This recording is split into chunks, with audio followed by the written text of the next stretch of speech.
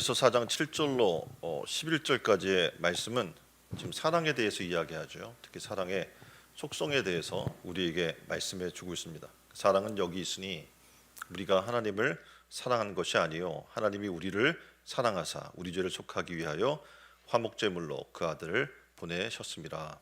아멘. 우리 인생을 돌아보면 사랑이라고 하는 이 단어를 빼면 우리의 삶은 설명하기 실상 힘듭니다. 왜냐하면 사랑을 빼봅시다. 우리의 삶에서 그럼 어떤 일이 일어나냐면 분노, 절망, 복수 이런 것밖에 남지 않아요. 그러니까 사랑이 어떻게 보면 이 모든 것들을 커버해 주고 있는 거죠. 그리고 우리가 살아갈 수 있는 삶에 어떻게 보면 은혜가 있게 하는 단어입니다. 우리 인생에 사랑이 없으면 안 되는 것과 마찬가지로 우리 기독교라고 하면 사랑을 빼고 설명할 수 없어요. 왜냐하면 하나님은 뭡니까? 사랑이라고 설명하고 있기 때문에 그렇습니다. 그래서 창세기 1장부터 요한계시록 22장까지 성경의 공통된 주제를 우리가 보게 되면 바로 사랑이에요. 하나님이 우리를 이렇게 사랑한다라는 거죠.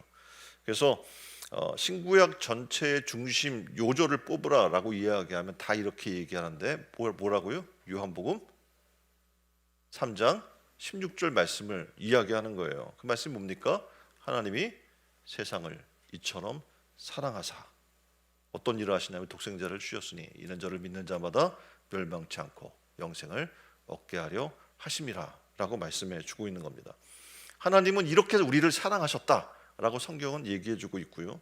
사랑의 정도가 얼마나 강력한지 우리가 할 수 없는 그의 사랑한 독생자 예수 그리스도까지 우리를 위해 희생하기까지 우리를 사랑했다라고 얘기하는 거예요. 기독교에서 하나님을 떠올리면 단어는 바로 이겁니다. 뭐 국제적인 영어로 이야기하면 God is love라고 이야기하죠. 다시 말해서 하나님은 사랑이십니다라고 얘기하는 겁니다. 이 말은 하나님께서 사랑을 하시는데 우리가 흔히 사랑하면 추상적으로 관념을 떠올리게 되는데 실상 하나님의 사랑은 그렇지 않다는 거죠. 추상적이지 않고 실제적이라는 거예요. 왜일까요? 사랑의 속성을 얘기하는데 첫 번째가 사랑은 하나님께 속한 것이기 때문에 그렇다는 거죠. 하나님은 어디 속했다고요? 하나님께 사랑이 속했다라고 얘기하는 거예요. 하나님 자체가 사랑이시라는 거죠. 이건 어마어마한 이야기인데 뭐냐면 하나님과 사랑을 떼어놓고는 설명할 수도 없고 하나님과 사랑을 뗄래야 뗄 수도 없는 것이다 라고 얘기하는 겁니다. 하나님께서 사람들에게 은혜를 주셔요. 독생자 예수까지 아낌없이 우리에게 베풀어 주셔요. 그 이유는 단 한 가지, 하나님이 우리를 사랑하시기 때문이다 라는 것입니다. 그래서 하나님의 사랑은 말씀드린 대로 추상적이지 않고 실제적으로 독생자 예수 그리스도를 우리에게 주심을 통해서 실제적으로 이루어진 거예요. 그래서 이 오늘 본문의 말씀의 첫머리에 이렇게 얘기하는 겁니다. 사랑하는 자들아 우리가 서로 사랑하자. 그러니까 사도 요한이 간절한 마음이 있었는데 뭐냐면 하나님을 발견하고 나니까 거기 단 한 단어만 남는 거예요. 사랑. 그 사랑을 발견하고 나니까 이제 주변 사람들에게, 교인들에게, 성도들에게 하고 싶은 이야기가 있어요. 뭐냐면 우리가 서로 사랑해야 돼. 하나님이 우리를 사랑하신 것처럼 라고 얘기하고 있는 겁니다. 성도들이 하나님의 사랑을 깨닫기를 원했어요. 이 요한 사도는. 그래서 사랑을 자신의 삶으로 실천하셨던 하나님처럼 우리도 어떻게 해요?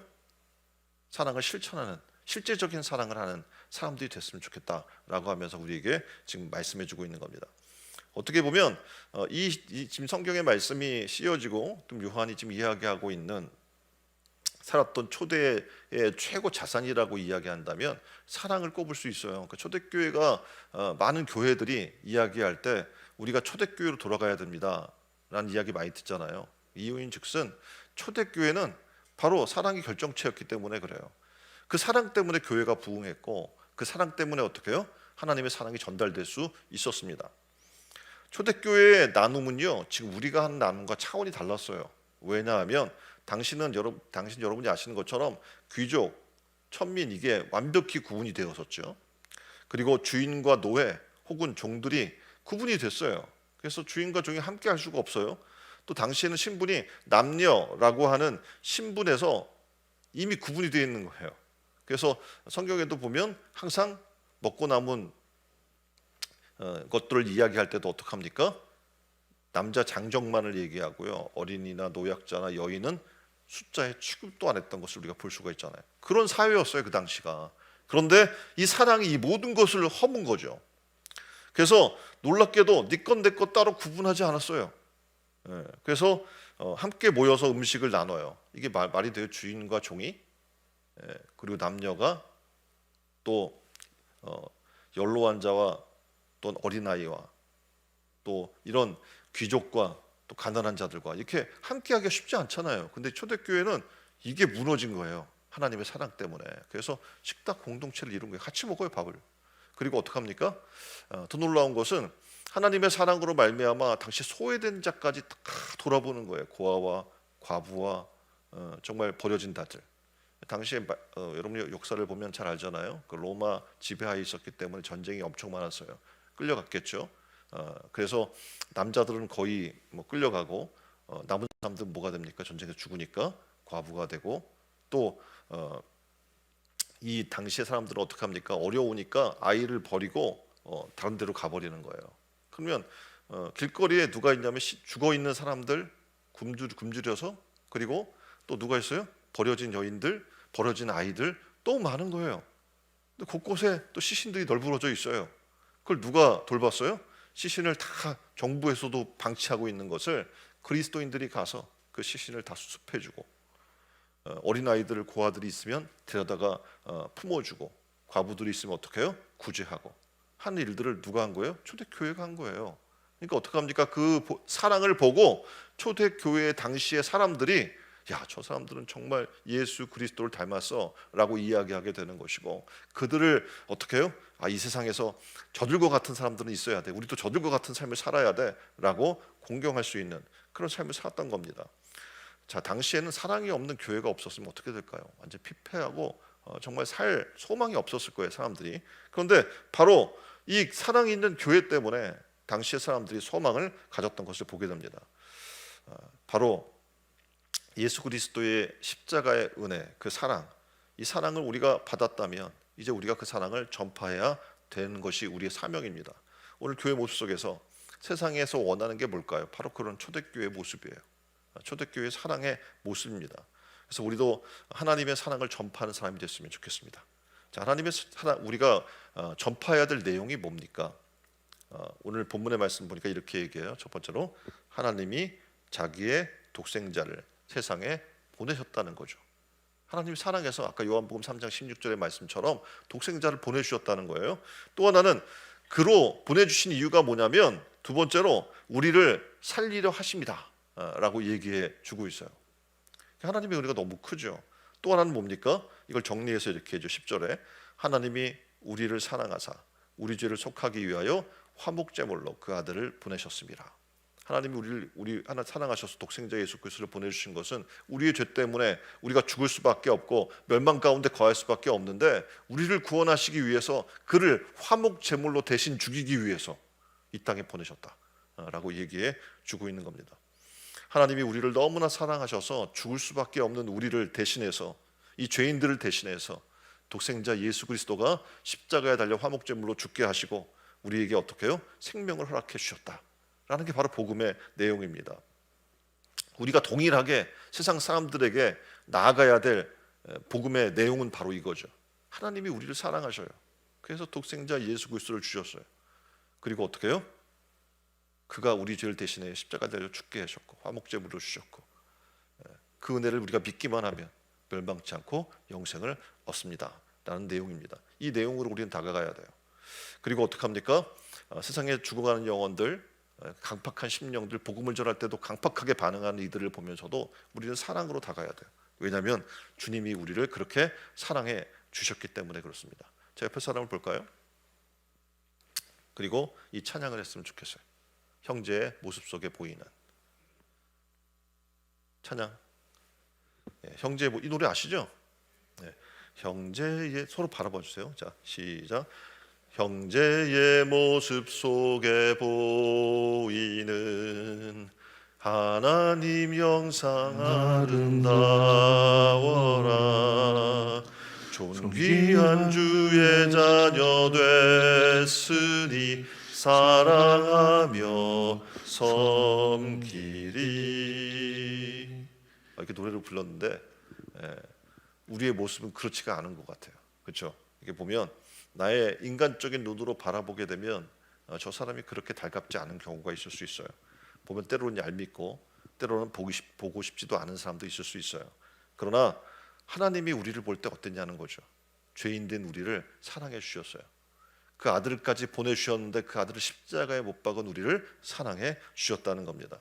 하나님께서 그들을 사랑해 주시는데 우리가 보면서 조금 얄밉다고 미워하고 그를 보기 싫어하고 하면 어떻게 되겠습니까? 하나님께서 그를 사랑하신다는데 우리가 그를 미워하면 어떻게 됩니까? 하나님께서 사랑하시면 나 또한 어떻게 해요? 사랑해야 될 줄 믿습니다. 이 안의 시작이 바로 그래서 사랑이었으면 좋겠어요. 좋은 시작은 사랑으로 시작하는 거예요. 미움과 다툼과 시기와 질투와 분노의 마음들은 다 내어버리고 무엇으로? 주님의 사랑으로 이 안에를 좋은 시작으로 시작한 여러분 되기를 주님의 이름으로 축원드립니다. 하나님이 우리를 사랑하신 것은 우리가 잘나서 우리가 능력이 있어서 우리가 특별히 예쁜 부분이 있어서가 아니라는 거죠. 우리는 똑같은 죄인이고 원수된 자인데 하나님이 단지 우리를 사랑해서 용서해 주시고 한없는 사랑으로 어떻게 우리를 이끌어 주시는 줄 믿습니다. 그래서 이 안에 우리도 동일하게 형제의 모습 속에 보이는 주님의 형상을 바라봐야 돼요. 그리고 사랑하며 섬기는 한 해가 되기를 주님의 이름으로 축원드립니다. 두 번째, 하나님께서 주시는 모든 은혜의 이유가 있어요. 하나님께서 우리에게 주신 모든 은혜의 이유는 뭐라고요? 사랑이라는 거예요. 네? 은혜를 받기를 원합니다. 단 한 가지, 하나님이 우리를 사랑하기 때문에 은혜를 베풀어 주시는 거예요. 사도 요한은 하나님을 사랑의 존재로 봅니다. 그래서 하나님께서 바로 사랑이시기 때문에 우리가 사랑을 표현할 때 하나님을 발견하게 되는 거야. 하나님이 이렇게 우리를 사랑하시는구나. 그렇죠? 우리가 어릴 때는 모르는데 장성하고 결혼해서 우리가 아이를 낳아 보면 깨닫게 되는 거예요. 부모의 마음이 그렇잖아요. 얘가 믿고 얄밉고 말 안 듣고 그래도 사랑하는 거예요. 그래서 부모님이 나를 그렇게 사랑했구나. 이유 없이 조건 없이 그렇게 사랑했구나라는 걸 깨닫는 것처럼 우리가 남을 사랑하게 될 때 깨닫게 되는 거예요. 하나님이 나를 이렇게 사랑하는구나. 저렇게 얄미운 짓을 해도 사랑하시는구나 라는 것을 깨닫게 되는 거죠. 하나님처럼 사랑하면 이제 우리가 삶의 우선순위가 바뀌게 됩니다. 왜냐하면 하나님은 우리가 사랑에 어떤 조건이나 행태가 있어서 우리를 사랑한 게 아니라 우리가 먼저 죄인 되었는데 사랑해 주셨다는 거죠. 그리고 예수 그리스도를 주셨다는 거예요. 다시 말하면 어떤 우리가 환경이나 상황이나 어떤 사람을 볼 때 저 사람이 좋아서 내게 잘해서 이렇게 사랑하는 게 아니라는 거예요. 그러니까 하나님이 우리를 사랑하신 것처럼 우리도 어떻게 그런 우선순위를 두고 형제와 이웃을 사랑할 수 있다는 겁니다. 그리고 이제 사랑하게 되면 어제도 말씀드렸던 것처럼 없던 시간도 생겨요. 그리고 사랑하면 내 삶의 모든 우선순위가 나의 사랑의 대상이 되는 거죠. 그래서 우리가 찬양을 하는 거죠. 주에서보다도 귀한 것은 없네. 세상 부귀와 명예와 권세와 바꿀 수 없네. 이 안에 이 사랑으로 좋은 시작이 일어나서 여러분의 삶이 주님 때문에 살고 주님과 세상 어떤 것도 바꿀 수 없습니다라고 고백하며 살아가는 한 해가 되기를 주님의 이름으로 축원드립니다. 주님께서 사랑하는 제자들에게 이렇게 이야기, 요한복음 13장 34절에 이렇게 얘기합니다. 새 계명을 너희에게 주노니 서로 사랑하라. 내가 너희를 사랑한 것 같이 너희도 서로 사랑하라. 새 계명은 뭐냐면 이제 구약에는 율법이 있잖아요. 10계명이라고 하는. 10가지 내용을 보는데 근데 10가지 내용도 못 지키는 그 사람들이. 그래서 예수님이 새 계명을 줘요. 단 한 가지만 해.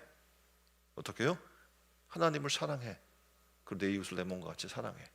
그럼 돼. 라고 단 한 가지 사랑이라는 걸로 모든 율법을 완성시켜 주시는 거예요. 사랑이 얼마나 중요한지 알겠죠? 사랑하면 다 돼요.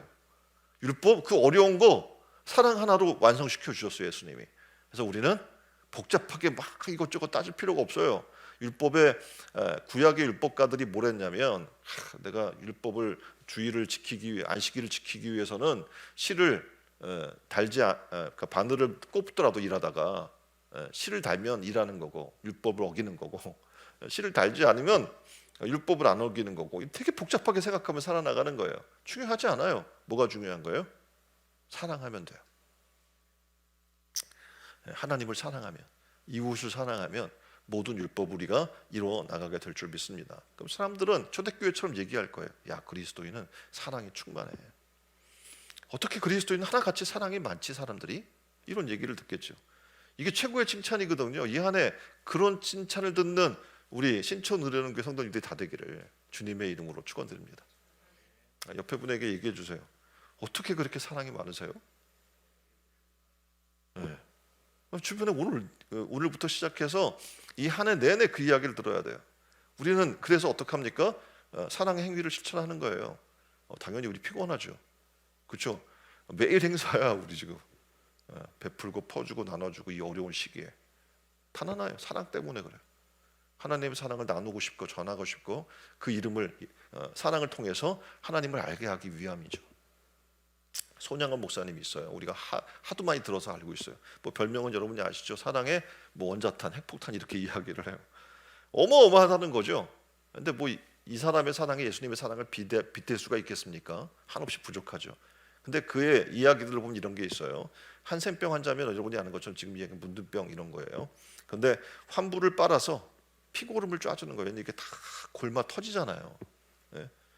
사람들이 가까이 하기도 싫고 병 없는다고 그러는데 가서 그 피고름을 짜는 정도가 아니라 이게 환부에 손으로 막 짜고 그럴 수도 없으니까 입으로 그 고름을 짜주는 모습을 사람들이 본 거예요. 거기 왔더니 저 가증스러운 사람 막 이렇게 얘기했는데 이분이 그렇게 행동을 하니까 사람들이 그를 아버지처럼 여기는 거예요. 이 사람 같이 우리를 사랑하는 사람이 없다고 복음을 받아들이기 시작하는 거죠. 사랑을 몸소 실천한 그 모습 때문에 큰 감동과 은혜가 그곳에 넘치게 됐던 거죠. 더군다나 1948년 여순 순천 반란 때 공산주의 사상을 가졌던 안재선이라는 사람에 의해서 자신의 사랑하는 두 아들이 죽게 됩니다. 어떤 마음이 들어요? 아마 탄원할 거예요. 죽여달라고 그 사람을. 그렇죠? 보기도 싫다고 저런 사악한 인간이 있다고 가서 막 죽여달라고 얘기할 텐데 이 목사님은 탄원을 해요. 용서해 주라고. 그리고 어떡합니까? 그 사람을 데려다 자기의 아들로 삼아요. 말도 안 되는 거죠. 그런 일들이 놀랍게도 하나님을 사랑하니까 가능하게 됐던 거예요. 참된 사랑이라는 것은 우리의 의지로 될 수가 없어요. 우리가 그렇게 할 수 있겠습니까? 사람인데. 사람인지라 사랑하기 쉽지 않아요. 그런데 놀랍게도 속사람이 그리스도 예수의 사랑을 발견하고 변화되면 그 사람이 하는 게 아니라 하나님의 사랑이 그를 사랑하게 만드는 거죠. 이 안에 그런 사랑이 있었으면 좋겠어요. 하나님의 사랑으로 사랑하게 되는 이 안에가 되기를 주님의 이름으로 축원드립니다. 옆에 분에게 얘기해 주세요. 사랑합니다. 사랑하십니까? 부부간에도 사랑합니다. 뭐 부모자녀간에도 사랑합니다. 얘기해요. 근데 우리는 말로만이나 아니면 표현도 못하는 경우가 있어요. 그렇죠? 꼭 말해야지 알아? 뭐 이렇게 얘기를 하지만 말하지 않으면 우리는 알 수가 없어요. 사람이기 때문에. 그래서 표현해야 돼요. 세상 사람에게도 가서 표현해야 돼요. 하나님이 당신을 사랑하십니다. 나도 하나님의 사랑으로 당신을 사랑합니다. 가서 계속 표현해 줘야 돼요. 그래서 사람들이 야, 교회가 지들만 사랑하는 사람들이 아니구나 라는 걸 알겠죠. 세상이 볼 때는 어떻게 해요? 교회가 자기네들끼리만 모이고 자기네들끼리만 사랑하는 사람인 줄 알아요. 그러니까 어떻게 해요? 나가서 사랑한다고 계속 얘기해 줘야 돼요. 그래서 이 안에 그랬으면 좋겠어요. 그래서 우리의 사랑은 세상 사랑과 다르다. 좋아하는 사람만 사랑하는 게 아니다. 세상의 또 사랑은 변하고 떠나지만 하나님의 사랑은 변하지 않는다. 우리 사랑은 주님께서 우리를 사랑하신 것에 대한 반응이다. 뭐 우리가 잘나서 뭐 좋아서 그렇게 사랑하는 것이 아니고 하나님이 동일한 나 같은 죄인도 사랑해 주셨기 때문에 그 사랑의 반응으로 어떻게 해요? 당신을 사랑합니다. 이렇게 고백해 주는 거예요. 그럼 세상이 알겠죠. 야, 저 사람들 정말 믿는 하나님이 대단하신 분인가 보다. 그래서 우리가 하나님의 사랑을 아는 게 굉장히 중요해요. 세 번째는 그거예요. 하나님의 사랑을 알면 하나님의 은혜를 알게 되고 마땅히 사랑하게 되는 거예요. 그래서 하나님의 은혜 없이는 우리는 하루도 살 수 없죠. 은혜 아니면 살아갈 수 없다고 우리가 찬양도 하고 노래도 하잖아요. 하나님의 은혜가 뭡니까? 하나님의 사랑이 우리에게 표현된 결과가 그 은혜예요. 사랑. 그렇죠? 하나님의 우리를 사랑하사 독생자 예수 그리스도를 주신 게 은혜잖아요. 그 하나님이 우리를 사랑한 것에 대한 표현이 바로 은혜예요. 그래서 우리가 은혜 위에 은혜를 더하는 교회라는 게 뭡니까? 하나님의 사랑에 사랑을 더하는 교회라는 거예요. 그래서 11절에 이야기하잖아요.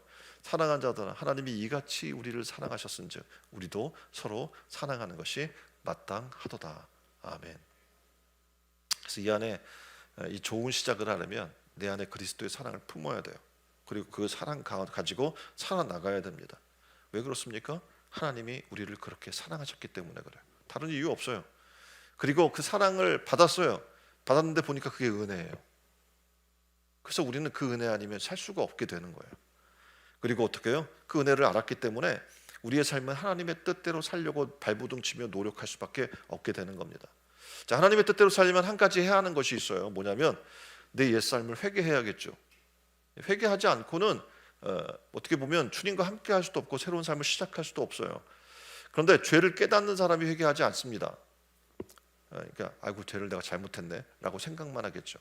깨닫는 데서 머무는 것은 회개가 아닙니다. 회개는 죄를 깨닫는 사람이 하는 게 아니고 하나님의 사랑을 깨닫는 사람이 하게 되어 있어요. 그 사랑이 중요한 거예요. 우리의 죄가 하나님 앞에 드러나면 그 죄에 대한 책임과 심판을 받게 돼요. 그럼 어떡합니까? 다 두렵지요. 그렇죠? 그래서 죄를 회개하기 쉽지 않아요. 무서워서. 그런데 하나님의 사랑을 깨닫게 되면 자신의 죄를 고백해요. 왜냐하면 하나님이 우리를 어떻게 사랑하셨는지 알기 때문에. 이 죄 때문에 독생자 예수 그리스도까지 주셨고 그 죄를 대신해서 예수님이 십자가에 달려 죽였다는 놀라운 은혜를 깨닫게 되는 거거든요. 그러니 어떻게 해요? 하나님 감사합니다. 그리고 내 죄를 용서해 달라고 하나님 앞에 기도하게 되는 거예요. 하나님께서 나를 사랑하시기 때문에 내 죄를 씻어주시고 구원해 주실 거라고 하는 하나님의 은혜에 대한 믿음이 있는 겁니다. 자, 성경은 놀랍게도 계속 회개하라고 얘기합니다. 예수님 전에 누가 있어요? 세례 요한이 있죠? 세례 요한이 회개하라 천국이 가까웠다 이렇게 외쳐요. 그리고 이어서 예수님도 오셔서 계속 외칩니다. 회개하라 천국이 가까웠느니라. 이 말을 다시 풀이하면 하나님의 사랑이 너희들에게 임했으니 하나님의 사랑을 속히 깨닫고 받아들여라 라는 요청입니다. 예수님께서도 같은 말씀을 계속하시는 이유가 바로 그거예요. 자신의 회개를 할 때 바로 천국이 시작되는 것이기 때문에 그렇습니다. 그러니까 하나님의 사랑이 깨달아지면 하나님의 은혜를 알게 되고 그리고 어떡합니까? 나 같은 죄인 된 자, 원수된 자도 용서하시고 사랑하는 하나님의 은혜가 보이기 시작하는 거예요. 찰스 피니는 이런 이야기를 합니다. 진정한 회개가 이루어지면 죄를 반복하려는 마음이 사라진다. 사람들이 생각하죠. 우리는 연약해서요 죄를 반복할 수밖에 없어요. 뭐 죄를 반복할 수밖에 없는 내 자신이 참 부끄럽고 안타깝지만 어쩔 수 없는 거 아니에요? 라고 이야기하지만 찰스 피니가 얘기하는 걸 보면 그런 거예요. 야, 우리가 진정한 회개, 하나님의 사랑을 깨닫고 그 은혜 안에 들어가서 진정한 회개가 이루어지게 되면 당연히 어떻게 해요? 죄를 반복하려고 하지 않겠죠. 그 죄에 떠나려고 하겠죠. 왜냐하면 하나님이 그렇게 날 사랑해 주셨는데 내가 그렇게 큰 은혜를 받았는데 내가 다시 그 죄 가운데 들어가고 죄를 반복하는 삶을 내가 살 수 있어요? 없다는 거예요. 다시 말하면 하나님의 은혜를 은혜되지 못하게 하는 강박한 우리의 마음을 우리는 알게 되는 거예요. 그리고 십자가 앞에 내려놓게 되는 것이고 철저히 회개하게 되는 줄 믿습니다. 그리고 죄사함을 받게 되는 거예요. 그리고 그 은혜를 누리게 되는 줄 믿습니다. 우리 모두가 이 좋은 시작에 회개로 시작했으면 좋겠어요. 하나님의 은혜를 은혜되게 하지 못한 여전히 강팍한 내 마음이 있다면 하나님 회개합니다. 내려놓습니다. 십자가 앞에 내려놓습니다 하고 철저히 이 시간 죄를 회개했으면 좋겠어요. 그리고 그 은혜를 누리는 신천으로 옮겨 성도님들 다 되기를 주님의 이름으로 축원드립니다. 기도합시다.